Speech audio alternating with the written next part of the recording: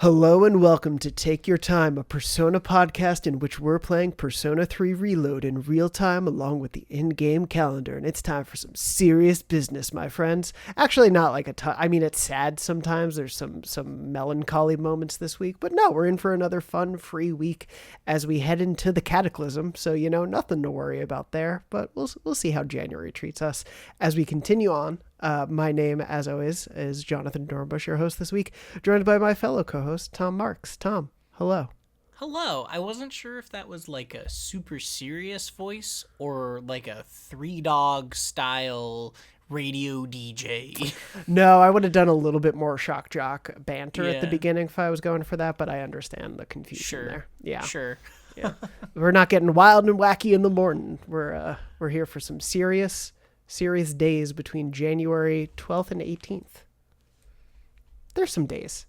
Yeah, no, so just as a preface, right off the top, I was a little nervous that especially this week and the next week, we're going to just be pretty boring. And there's some stuff in here. Granted, I did Tartarus as part of this, but there's a little scene. There's a ramen chop scene. There's an optional Takaya conversation, I imagine, that we'll dig into. Wait, what? No, yes, yeah, we'll talk about that this week for sure. There's the end of Junpei's storyline going on. Like, there's some stuff. It's happening. I think that they're pacing this better than I thought they were going to. I don't want to overblow it, but I do. One of my takeaways after playing this week, and especially obviously this show not being representative of how the game is designed to be played, it's like, okay, they are doing a good thing of seeding little bits in here of keeping this going and not it just being every day, wow, this culture seems to be taking over. There is actually info to it that they're putting in there, which I appreciate. It's nice. Yeah. Yeah.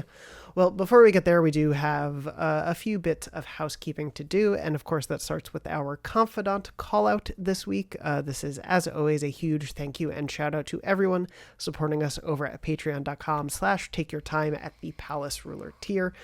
We really, really appreciate your support that helps keep the show running. And a huge thank you in particular to those people who are Akechi as a Jelly Bean, Brody S., Cameron C., Claudia R., Dallas, Damon, Dan, Danimal Lover 01, Default Titus, Dexter, Caitlin E, Keegan H, Mad Attack, Metaphor, Michael V, P King, Programmer Sid, Sam K, Sarah M, Shade, Something Witty, Willie Wang Wang, Zachary L, and I hope Tom's neck doesn't snap because he turned it so many different ways. I'm worried for his health. But anyway, thank you to everyone out there supporting us. We appreciate it so much. Truly thank you for helping us make this season happen. And thank you to everyone who has been supporting us over at the Patreon. Wonderful group continuing to have so much support. A huge shout out in particular this week because everyone was happy to hear we have made it through our sickness for now. We'll see how the next few weeks treat us. But no, thank you to everyone for the well wishes after the ups and downs of health over the last few months. We appreciate it. Yeah. I do appreciate that. Here's hoping. My kid has a cold again, so I've got a couple days, I think, to really ride this out, Yeah, we'll see how next week's episode treats you. If I'm hosting next week, that's because Tom doesn't feel well. But we'll see. There's also a cold going around my house, I think. So who knows? It's really a roll of the dice every week. Anyway, it's apathy syndrome. We got apathy syndrome. Really, as the game kicks up with the sickness, we're getting down with the sickness. But why don't we talk a little bit about, speaking of the world of Persona 3, Tom, you had a pop quiz last week. Yes.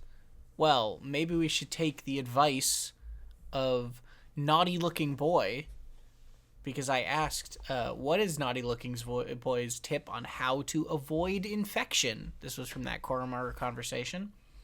So, did we have anybody guess? We didn't yet, but to be fair, we are a little bit early. We, for Behind the Curtain, we are recording very close together because last week's episode was delayed. So, we haven't gotten any answers yet there, but I imagine we will get some as the days go on. I don't remember this conversation, so I'm going to guess by not smooching? Because he doesn't want you to get cooties? I like that. I like that. feels has of more him. logic to it than what the actual answer is. That sounds the about actual right. answer is smile while you gargle. Was that the words you thought I was going to say? No, definitely not in that order or those specific words. Yeah, apparently you can avoid infection by smiling while you gargle, according to this 8-year-old child. So, try it out. What's the worst that can happen? I'm trying to imagine that, and I think the gargling, like the water would just kind of spill out of your mouth. Yeah, it does seem inconvenient. It does, especially if you're smiling like the Smile characters in the hit horror film Smile, because those are some big grins they got going on there. Not an ad. I like it from like one of those sort of old wives' tale home remedy perspectives. Absolutely. Like my grandma taught me, she always said, if you have the hiccups, the easiest way to cure it is to drink a cup of water with a knife in it. And that's one of those things that you say to people and they're like, that would hurt. I would get hurt. Pointed downward? Yes. Okay, good. So yeah, you put it in the cup downward and then you kind of rest the handle of it on your forehead while you drink. And there's something about the way it paces out how quickly you can drink the water that literally this works for me 100% of the time, every single time. It's not like witchcraft. It is. Sure. So that maybe, it's this kid, grandma gave him some advice. Smile while you gargle. Yeah. Yeah. We were taught when I was young, what we were taught to do was to touch your pinkies to your eyelids or to your eyelashes. That sounds like a great way to cause infection, not avoid it. Well, that was for hiccuping. Oh, I see. So to go back there. And my theory about hiccup remedies is that none of them are true and that all of it is just tricking your brain to stop thinking about the hiccups. Yeah, I do think that there is a what's the word? Placebo. Psychosomatic? It's a thing you have to believe is going to work. Yes. Maybe the knife trick won't work for everyone, but I know very consistently it works for me, and therefore it works. Yeah, which is great. The fact that you found that and it works is wonderful. Like literally 100% of the time. It's not like a sometimes. You can use it every single time and it will work. I might try it next time. Can I tell you, I don't get hiccups too much these days. My dog gets hiccups a lot, and it is the cutest thing to see a little dog just like his whole body do a little hup, hup, and he doesn't know how to stop it. It's very cute. Well, like regular tea mug sized cup and just sort of like table knife, not sharp thing. We are not doctors, and you should not take what we have said as medical advice. We cannot be held legally responsible for whatever happens with that knife. Yes, this does sound like the type of thing that like B Blue V people would be talking about great remedies for. It really does. Well, with that helpful piece of advice out of the way, let's get to this week. Because as Tom said, we do have a few scenes to talk about. You took quite a trip into Tartarus. I did. All of it accidentally. Love it. Love when that happens. And so, yeah, we'll have plenty to talk about as we go through. And let us, without a doubt, start with the first day of this week, which is, of course, January 13th is what I have in my notes. So I wrote the dates down wrong, is what I believe I've done. No, 12th is the first one, yeah. Yes, thank you. January 12th. I wrote the numbers down wrong. Oh, that's very funny. Yeah. Anyway, so this is in the morning, yes, where the kids are talking about a magazine with an article about the end times. Okay, I'm just making sure I didn't actually skip a day or something by accident. So yeah, in the morning we have the kids in school kind of talking about a magazine. There's an article discussing the end times as we've been getting over these last few days and the week that's passed. People are talking about this thing all the time. It has overtaken culture. It is just very much a part of life right now, is the fall and the apocalypse. It's great. Yeah, we love it. You get a class to stay awake during or fall asleep to. I did not write down which teacher this was, so if this is part of your test, good for you. If not, we'll keep moving. No, it's a question about, or it's a lecture about metal plating. I remember that much. It was like the science teacher. There we go. And then we get into our afternoon. So what'd you do? I guess drank 2. Nice. During the afternoon. and then went to Tartarus in the evening. So this was my Tartarus trip, and we can talk about that once we get there because there's a scene in between. Yes. Let us quickly mention that. I got Aigis to rank 2 as well, so we had the same afternoon. And then what did I do in the evening? It's after all of my notes. I planted with Fuka because I can't pass up planting. Yeah, that's fair. I think planting's... It's funny, because I have a lot of SP items, but planting does seem like one of the more sort of useful evening things we can be doing right now. Right? Just because it is getting you a tangible thing that is hard to get otherwise. That's how I always feel about it. It's hard for me to pass it up, even when it's with characters. I've been doing this 10 times now, but it feels worth it. So, yeah. Let's talk about that scene in between, though, because that is sort of one of the bigger character-focused moments of the week. Everyone's going to Hagakure because Junpei stops us when we walk into the dorm after our day at school, and is like, Akihiko is finally going to pay for the bet that he owes us for. Yeah, this was so funny because it was 6 months ago, and in real life, it was 6 months ago. It was. And so he's like, yeah, Akihiko's finally making good on that bet and gonna buy us ramen. You know, for the bet that he... And I was like, what?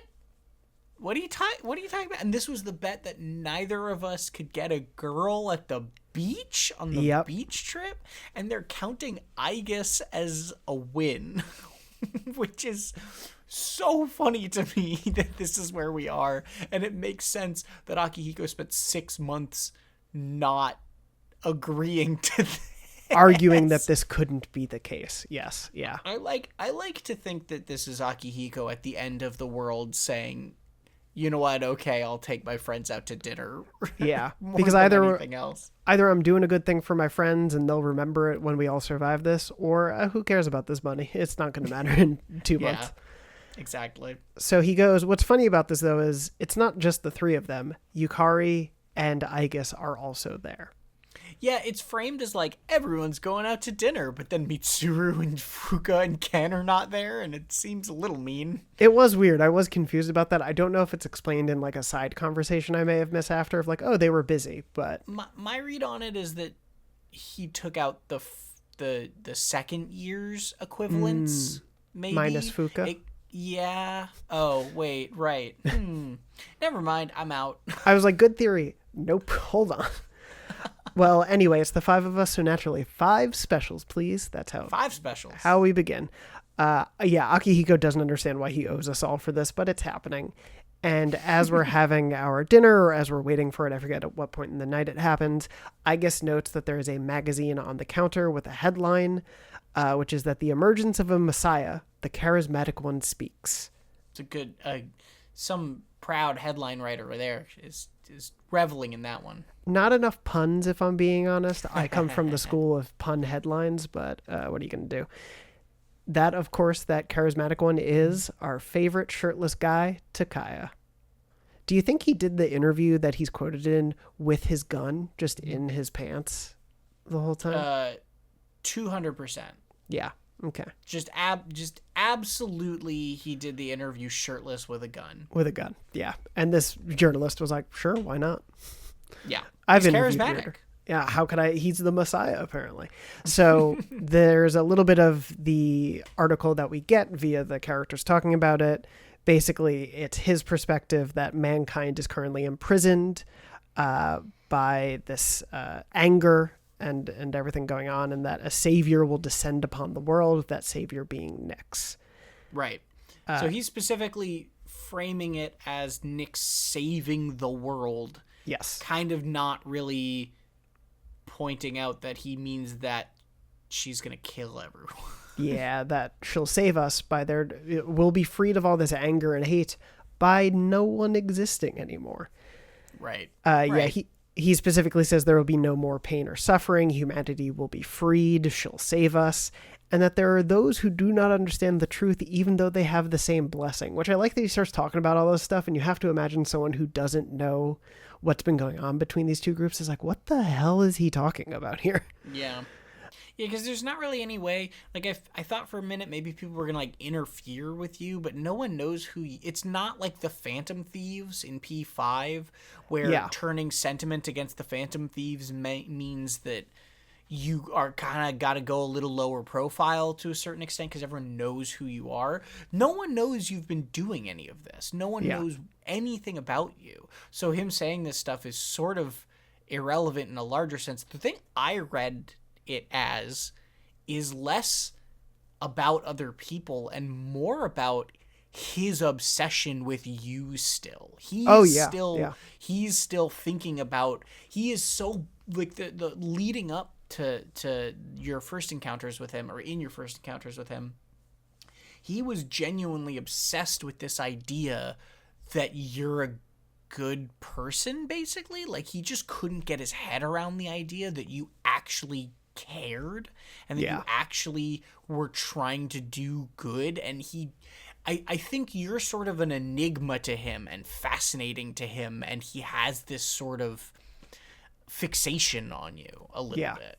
And I think it just came out is what happened here. Absolutely. No, fixation and obsession, I think, are really good ways of putting it, because like, kudos to the performance and to the writing of this character. I think it comes through very clearly that he is not just taken with you because you have this cool persona power, but he is so intrigued by the fact that you act the way you do and think the way you say you think, and is like convinced that surely there must be something else going on here. It's really well done. But yeah, we get all that happening. He's talking about this and saying that these people who have the same blessing are to blame for the recent tragedies plaguing our streets. Junpei at this moment gets too loud. Which is technically true. So yeah, I mean, in a very literal but lie of omission sort of way. Sure, we did not want all this to happen. We were plagued by that son of a bee, Akutsuki. Right. And so Junpei starts yelling about all this stuff. He hates that they're calling him charismatic. Yeah. This is where I questioned, do we know if he was wearing his shirt at this point? Because maybe the charisma was just his pecs and his abs, I guess. But anyway, they're talking about all this. And then I didn't write down who brought this up, but I think it was Yukari, that Jin, or I guess might have actually, Jin was a well-known person on the internet, like had a big persona on the internet, so that he probably helped Takaya's rise and this prominence. And so he talks about that they're promising to prepare for Nyx and tells people not to fear these miscreants who are interfering. And blessed are those who take joy in the coming of Nyx. And then they disappeared into the night. Basically. But I do like that there's a little bit of editorializing at the end of the article. It's like, perhaps the power of an exceptionally charismatic individual is the only way to change this nebulous future, is how the article ends. Yeah.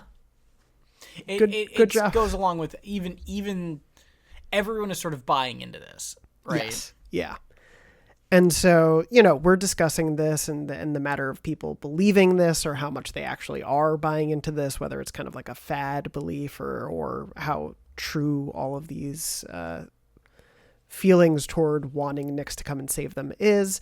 And I guess, doesn't quite understand why everyone is this alarmed or is being changed, I guess, altered by the arrival of Nyx and this idea that Nyx could be coming, since death is such a natural part of life. And this is where we get a little bit more of like disconnect of how humans think versus, I guess, who is becoming more human thinks. And then, yeah. Right. But also reinforcing something we talked about earlier, which is this idea that, all humans are going to die anyway. So why is this all of us dying at once any different? And this sort of immediacy of death rather than just the concept of it. Yes. Yeah. And so that's largely the scene. It's mostly just to get the idea of, one, bringing Takaya back in, especially as we get the scene we'll probably talk about very shortly.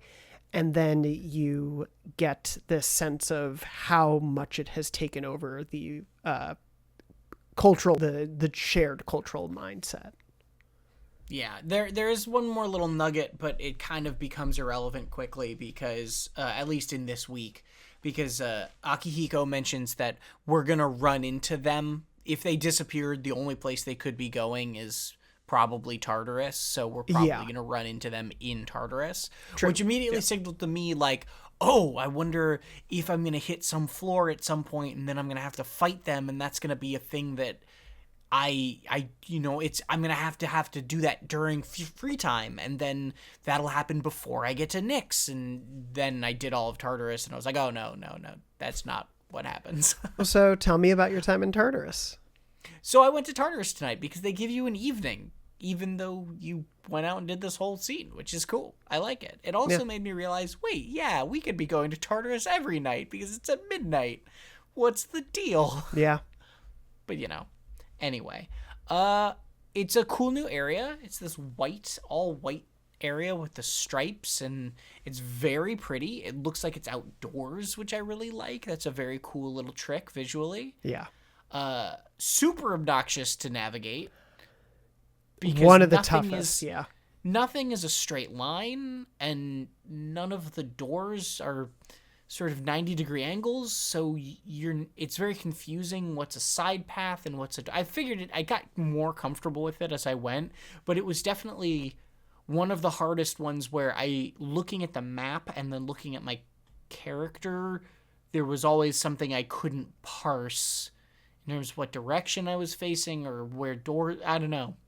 It's just a tricky one visually. Yeah, probably since I guess it's the second one where it's really, is it the one with the faces and everything? Maybe the hardest to kind of get corners and things correct occasionally. Yeah, the faces one was corners, and the technological one was the most obnoxious to navigate because there's lots of things like blocking you constantly. Yeah. But this is certainly the most tricky visually to just get through since that second one. Yeah. And Go ahead. Then as this is the gimmick that I very quickly learned, right? Which is as you defeat border guardians, every time you do, you get a little scene with one of your party members, and then you get a level up with the Nyx Annihilation team. So by the end of this section of Tartarus, are maxed out with them. So it happens very, very quickly. It's a funny social link thing. I like the sense it gives, and especially when you think about the original game and having something to offer here when theoretically, as you're running out of social links. The idea that there's one then built into Tartarus, I think, is a cool and interesting idea. Yeah, and it does work narratively. It feels like you're getting pumped up, like the team is really getting fired up and ready to go and do this, and that's cool. Yeah. It did mean that there were a lot of border guardians, which means this whole section was just way shorter than I thought it was. I could have sworn you would need to get to 270, 300 even if they want. Like, that was my theory, was we're going to have to get to floor 300. It's going to take you multiple trips. It's going to be a long slog. You're going to do it over the course of these 30 days of this free period. And so when I got to one section and Fuka was like, oh, I was like 30 or 40 floors in, and Fuka was like, oh, there's a border floor coming up.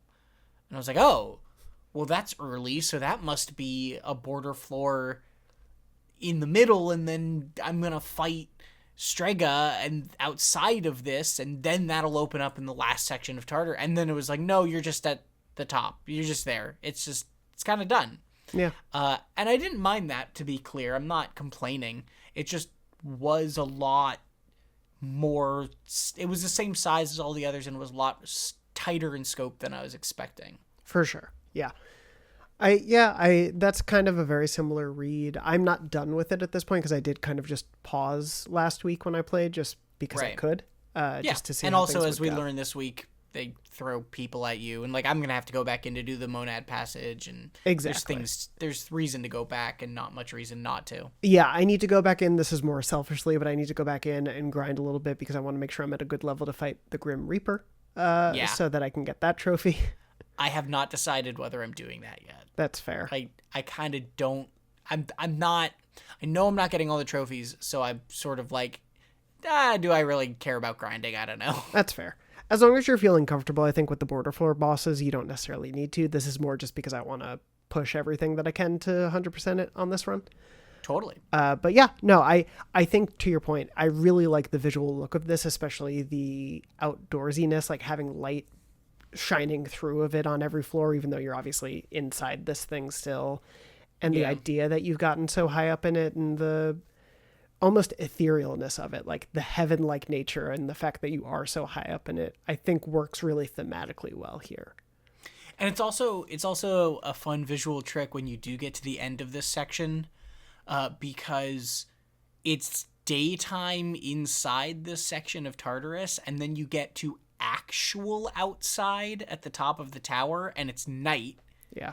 And it's the same sort of look, but suddenly it's dark out, and you're like, oh, right, it's midnight. Of course it would actually be dark. So it's a funny little the illusion meeting reality moment at the top there. Yes. I had one fight that I wanted to call out, which was against a monad door pair of dice that are the ones that do rage all and then are heal off of physical attacks.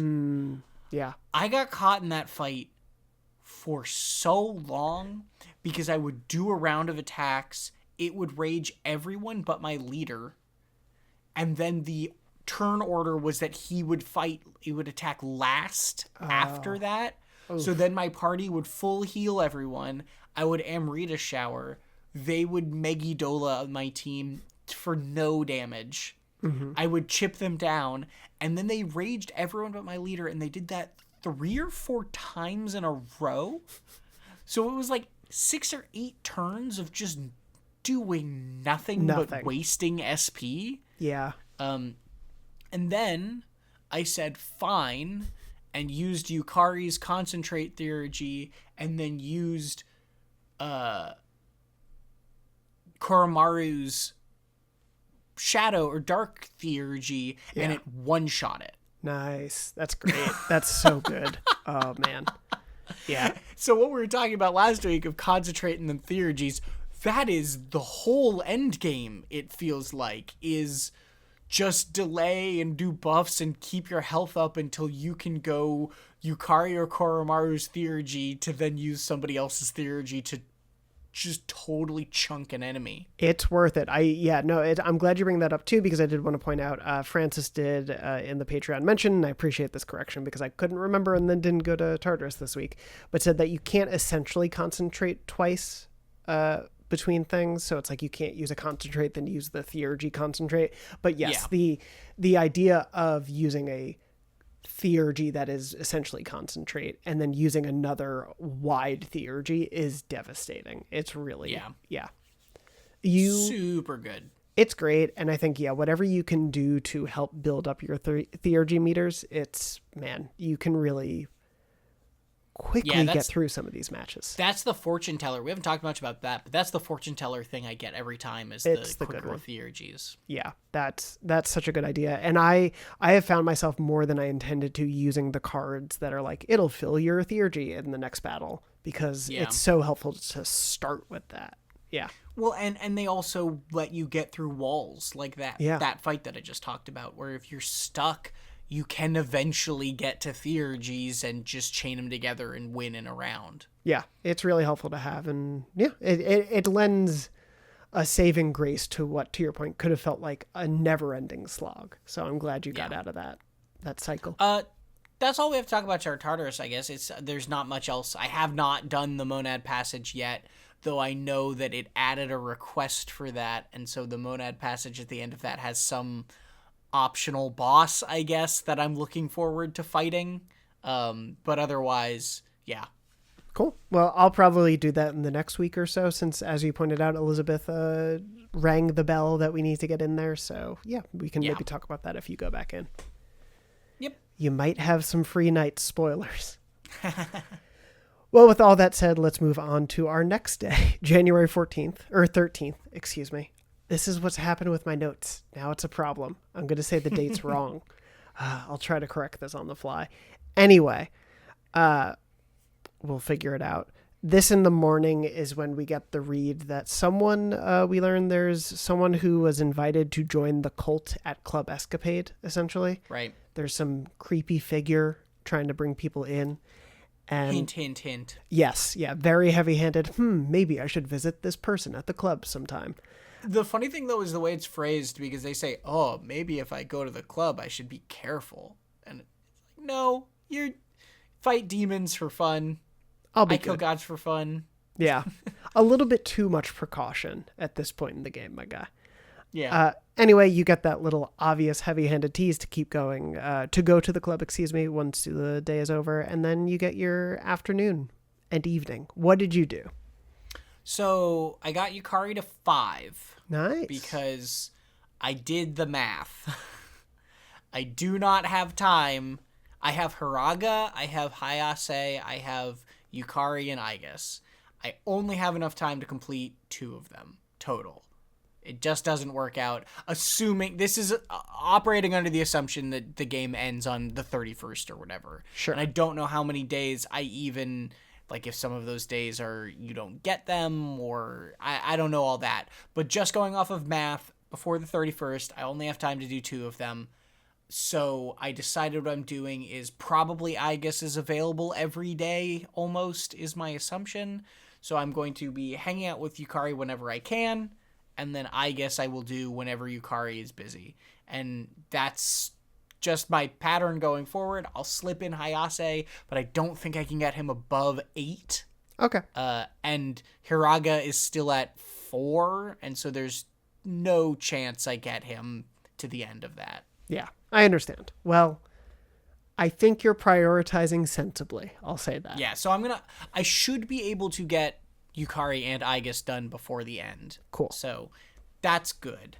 And I'm sorry I'm sorry to Hiraga that we ran out of time in the style of Matt Damon from Jimmy Kimmel. We'll talk about him on the next episode. Yeah, exactly. But yeah, that's fair. I totally get that. Well, glad you're pursuing that. We'll be able to talk about those at some point. And then I assume in the evening you went to Club Escapade? Yeah, so Yukari to 5 in the day, and then Club Escapade and that thing in the evening, which I assume you did too? I don't know if it's optional. Maybe you didn't. I did Aigis rank 3 during the day, just to put that there. And then, yes, I went to the club. I do think you could technically skip it. That's the question. Is I'd love to know, and obviously maybe this is a little spoilery, but I'd love to know if there's any reason you should do this, because it's not like you get an item. It's not, it feels optional. Yes, it's all very much like table setting and teasing what's to come, basically. Yeah, I like. Yes. And I like that it's something you don't have to do if that's the case too. Same. Especially the way it treats your relationship. So of course we can just talk to it. You go to Club Escapade, a suspicious guy immediately comes up to you and is like, hey, you should join us and whatever. And if you refute him, basically, he's like, well, you should come talk to the Messiah. He'll convince you to come join this cult. So naturally, one, it gives you the option basically to tell you this is going to take up your evening. Yeah. So it gives you a choice point, but then it's like, all right, I'll go meet this guy. Because that takes too much time. But ramen, that was whole quick. thing. Yeah, that was fine. Ramen with someone in a social link takes time. Ramen with 4 of your friends doesn't take time. Right. Meeting a guy with a gun in an alley and talking to him for roughly 2 minutes takes time. Yeah. Okay. Well, all that aside. Trying to get this logic down. Yeah, just to make sure we're clear. Obviously, we're just having a joke. Yeah. It's you go in to the back alley, you meet Takaya. He is just standing there waiting. I really love the idea that this shirtless with a gun. Yep. But he's just, I love the idea that he is just standing in this back alley waiting for this guy to bring him people to talk to. That's how he's spending his final days. How embarrassing. Individual cult members. Yeah. Really good use. And it's not even, I know this is shady, the alleyway. They're tell you that people hang out there. But also there's just a bar there. Yeah, there's businesses here. This isn't I originally when I first saw the scene, I was like, I realized it would be a whole waste of resources, but I'm like, this should be a different alleyway. It should be a different alleyway. Yeah. Also, theoretically, it's an alleyway in a different part of town that he brings you to. It's not like the alleyway behind Club Escapade. No, it's an inconvenient thing to do. Also, it's January, Takaya. Aren't you cold? We have a lot of problems with Takaya's, machinations, not necessarily, we like him as a character. We think he does a really good job, but like the particulars of his plans, we have a lot of thoughts on. There's something about my brain where like I'm fine with so much suspension of disbelief when it comes to fantastical things or magical things or otherworldly things. Oh yeah. But as soon as you just talk about like it's cold, man. It's January. Why are you wearing, like, don't you have a winter outfit like everyone else? This like, guy could easily be wearing a fur coat and you would buy it. Like, yeah, no shirt, fur coat. No shirt. Yeah, that's a good look for Takaya, but nope. This is where my brain has problems with media. Yeah, this is where we get into it. Can you tell we're broken people? Anyway. All goofing, to be clear. Oh, absolutely. I like this is happening. It's great. Yeah. We meet with him. He talks about this coming salvation. There's no reason for us to be enemies at this point. Like, this is going to happen. That's also a funny little moment because he says there's no reason we need to be enemies anymore. Our goals aren't unaligned because Nyx is coming no matter what now. Yeah. And your character doesn't say this, but I said it out loud where I was like, yeah, except for the fact that you killed 2.5 of my friends, right? Yeah. Like, hey, I still have a bone to pick with you on this, my friend. Yeah. Yeah. Of course you're still my enemy. You murdered my friends. Right here, in fact. Yes. Anyway, we're talking to him here about all of this. He also, I think, in this point, to what you were saying earlier of like the idea that he's telling people in public, oh, the salvation will come. Here, he is like, Nyx will end the planet. Like, that's what's going to happen. He's very much like, we're all going to be freed from this future rife with betrayal because we'll all be dead. And he, Nyx will be our shepherd, all this sort of stuff. Full on Jesus vibes with this guy at this point. Yeah, and it's interesting because but evil Jesus, I guess. Yeah, evil Jesus. Yeah. That's Takaya, all right. Yeah. But the interesting thing to me about this is that his logic publicly is, he's saying, yeah, she's going to end the world privately and not publicly. But his logic is sort of the same, right? Yes. It is sort of, he believes the world is bad and misleading, and that, people I'm jumping ahead a little, but he says that, like, he thinks that people who have hope for a future that will never exist is sort of, like, that's wrong to him, and so it ending is good. Yeah. So he's not lying in his motivations. He's just not telling people that his salvation means death. Yes, exactly. And all that to say, it's just kind of, I think, clearly also delineating after the last night scene that he is very aware of what he's doing, that he's not sort of fooled himself even here at this point. Like, he knows that this means the world will end. Yeah. And that the dark hour will be the world, I guess. But anyway, he basically tells us, hey, I'm going to be on top of the tower the night of Nyx's arrival. And if we try to fight him, he will show us no mercy. Right.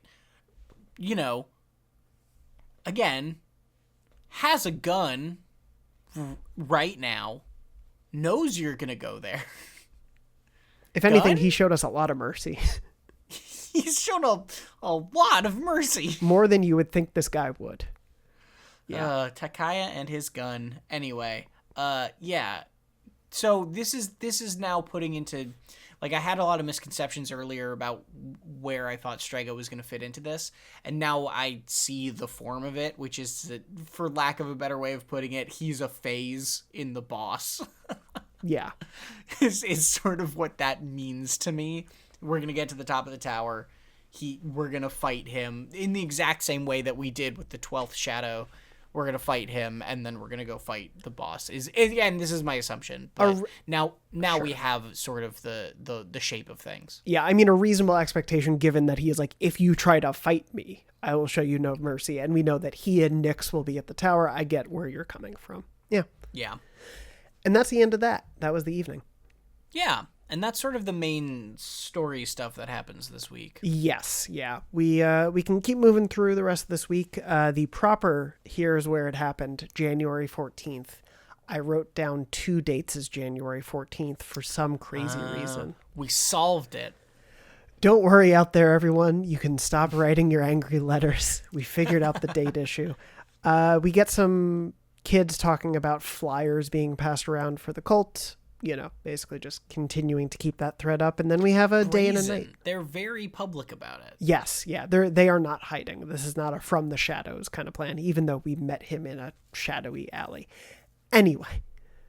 A shadowy alley with places of business. Yeah, theoretically. That bar has a cool drink with some special tea. That's a fancy business. If this were a comedy, it would cut away to like two people coming out of the bar like, what the hell is going on? Why is that shirtless man with a gun talking to a child? What are they doing? What did you do on January 14th? I got Yukari to 6. Nice. And then I went to the arcade for strength because, you know, the evenings when they're not talking to shirtless men with guns are a lot less interesting. Yeah. What else are you going to do? I got Aigis up to rank 4, and then I brushed Koromaru because I was like, he'll give me a gift. My dog doesn't give me a gift after I brush him. He just stares at me. I forgot that you get items from that. Yeah, that's kind of why I did it. I was like, it's a free item. I'll take it. Sure. Cool. Moving on to January 15th. This is when Elizabeth calls to let us know more humans have wandered into Tartarus. So get to saving them, even though the world might end. Yep. So you can do that. We get an Ono lecture in class during the day. He just wants to go back to the Sengoku era, but apparently we're really excited to talk about more modern history, and that gets him all upset because he's like, whatever. Like, people are talking about this end of the world, but there will always be another year of school, which is a nightmare. Yeah. Anyway, you can stay awake or fall asleep during his lecture, and then we have another day and a night. So what did you do? This is slightly story-y. This is where Junpei's, the final one of Junpei's hangouts is, so I did that. Nice. Did you do it? Did you want to talk about it? No, it wasn't available to me, or I missed it. Oh, interesting. I might have just missed it, but if you want, I've done them before, so if you want to talk about it, I'm happy to. You go to the park to play catch, and then there's a sign that says no playing catch at the park, and he gets very upset about that. And then basically the crux of this is that he tells you he wants to get his arms back. And he wants to play with you because he wants to get his arms back in shape because he maybe is thinking about going out and doing baseball again. Because he wants to have an answer to that what are you going to be doing in 2 years question. And he thinks that maybe, trying to do more stuff again is the way to do that. Find his hobbies again, which is really sort of nice and a nice bow on the arc that he has been through in terms of finding himself. And then he gives you a baseball glove and says, we're going to look back on all this and laugh someday. Ha ha ha ha. And that's pretty much it. It's a very thin scene, but that's fine. Like, it doesn't have to be anything super deep, and it really does just show how far that character has come and how much he's grown and changed. And very much is like, I like where Junpei is. I don't want to say ends the game because obviously there still could have a bit more happening, but I like where he's arrived at this point in the game because he has gone through this arc that has left him at the beginning of something rather than just he's resolved. It's like he's grown as a character into wanting to find himself and wanting to start reaching out more again and not being a slacker as much, which is, it leaves him in a very interesting place rather than just saying he's good. Yeah, there's definitely, I would say maybe some of the other characters, their side stories are a little bit more resolution based. Like, it is sort of like they are these people. And yet, to your point, it is, he has really found out that he wants to find himself. And I think everything he's gone through, I would probably argue he is one of, if not the S.E.E.S character who goes through the most probably change as a character. Like, I think he really evolves emotionally and I guess intellectually. Obviously, he's still a bit of a goofball, a little bit of an idiot, but he does care and he does understand what it means to have something worth living for. And after what he's gone through, I think he appreciates the idea of living so much more, which is, it's really nice. So I did that during the day, and then I did the dating site for Yukari in the evening because I realized I had so little time. I was like, I just want to make sure I can get this done. That's a good call. You might need to do it one more time. I'm not sure, but I had to do that site even though I was like 100%ing each of our conversations doing it well. So yeah, that's not a bad call. I got Aegis to rank 5 during the day. And then I spent the evening just to do it. You get a little max SP bump, but I had never read the Believer's blog note of Akutsuki's blog. And so I just did that just to have something different to do in the evening. Yeah. Cool. January 16th, we get a little conversation that there might be new items around town. Discussion about Umiushi having a new menu item. Basically a hint to, go check out the shops. So there's that. Yeah, I don't know. I couldn't really find a ton. There's not a ton. Is a menu item, that's just like for social stats, right? I think. Or could you buy that? Maybe it's one you could buy, like takeout. I think Umiushi is one where you go in and buy. Unless I'm conflating them in my head. It's the one on the 3rd story, right? That you go into?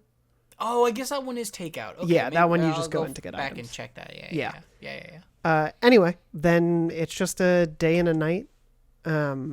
What did you do during the day and the evening? I got Yukari to rank 7 during the day, and then I took Koromaru with walk with Mitsuru during the evening, which was a nice little conversation just about, this is the day where they don't really talk about it very much, but Mitsuru and Akihiko are doing their entrance exams. Yes. Yeah. Today and tomorrow. So this is a nice little just breather for her where she gets to blow off some steam between busy things, which is, it's a nice little scene. It's nothing special. Yeah. I like how that's integrated though, because as you get back to the dorm, they're mentioning that they're taking their exams. You can go talk to people a little bit, but it's a nice little, if you choose to do that, more in-depth look at that. Obviously still a little shallow, but yeah, it's nice. Right. I did go around checking shops and all that. I did spend a fair bit of time at the antiques shop fusing things just because I had a lot banked. So I was fusing a lot of equipment and incense cards and all that.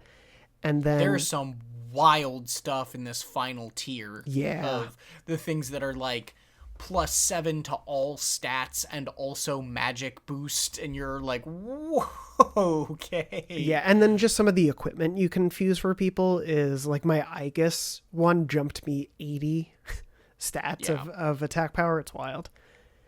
So I did that. Then I got Aegis to rank 6, and then I planted with Junpei in the evening because I need to keep planting. January 7th. Yeah, January 17th, another Sunday, so we check in on the shopping channel, still can't buy anything. Yep. Usual song and dance in this apocalyptic moment. And then this is, I think, just a strict day and evening. So it is. What'd you do? I got highest at a 7, even though he is hopeless. I don't think I'll be able to get him above 8 or 9. I genuinely, I don't think it's possible. Unless there are days I am missing, I don't think it's mathematically possible to get him to 10. If I want to do Yukari and Aegis also.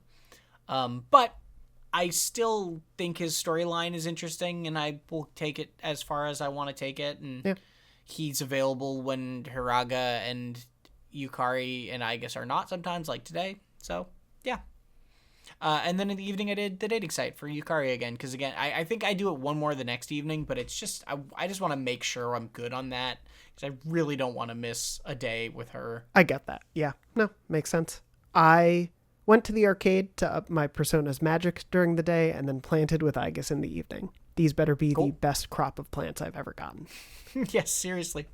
You should take note of how many you get. I'd love to know. I will take a check. It'll be next week, so I'll take a look in. And then on our final day, January 18th, we get a wonderful Edogawa lecture to cap things off. Had to do it. He had to come back, this time talking about the magics of ancient Greece. Right. Which is nice because it references a bunch of personas that you know by name already, right? And so it's cool to see that tie in more directly. Yes. And so you get a long lecture from him and a question, and then our day and night, our final day and night of the week. So what did you do? I got Yukari to 8. Nice. Yeah.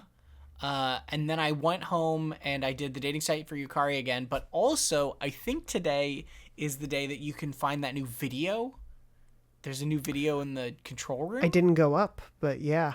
You're right. It's a video of Koromaru alerting Aigis and the other girls to the fact that there are cameras everywhere watching them, including in their rooms. And Yukari is like, oh yeah, I forgot about that. And then they all get really embarrassed, and she's like, let's tell Mitsuru to remove all of that equipment, please. Should have been the first order of business after Akutsuki was kicked out unceremoniously from this plane of existence, but... Yeah, you'd think. Yeah, another point against that guy. But anyway, yeah. What about you? I got Aigis to rank 7. And then I made tea with Mitsuru because really there was not a lot to do. I didn't need to do it, but I was like, I'll get an item out of this. So let's do it. Yeah. That was my week. That's the week. And that was your week. And that was our week. In the world of Persona 3 Reload. We did it, everyone. Hooray! Tom, before we do wrap up, I do just want to quickly ask you, obviously, as we kind of head into these last few weeks of January, we did get a question last week from Brody just asking what sort of your expectations are as we get into the end of the month. Now you have a little bit more of an insight, so just curious if you're... My expectations now, especially that we did these Strike of Things, is another 2 weeks of, because next week is our last free week, and then we'll do next week's episode is our last full free week episode, and then the week after that we're doing the encounter, whatever it is. My expectation is another week and a half of stuff like this, of not much to do, a couple more things getting thrown at you, a couple more scenes, although I think all the scenes, the guys are now done, like the Junpei one is done for me. So maybe there's just free time, or maybe we get a few more little Takaya teases or something like that is my thing. Maybe something comes up with Jin, because they talked about him a little bit with his tech powers. And then, I don't know. I think it's going to be a fight. I think we're going to go up the tower and we're going to fight Takaya, and then we're going to fight Nyx, and it's going to be at least 3 phases of Nyx alone. Probably 4 or 5 if I put my money on it. And we're going to win. The thing I have not figured out is how or why. I think it's going to be... I wouldn't be surprised if Ryoji comes back in some fashion to help you save the day in a way you weren't expecting. I think probably they'll tie it into something with Ryoji having lived in you in the same way that you could kill Ryoji, and that shouldn't have been possible.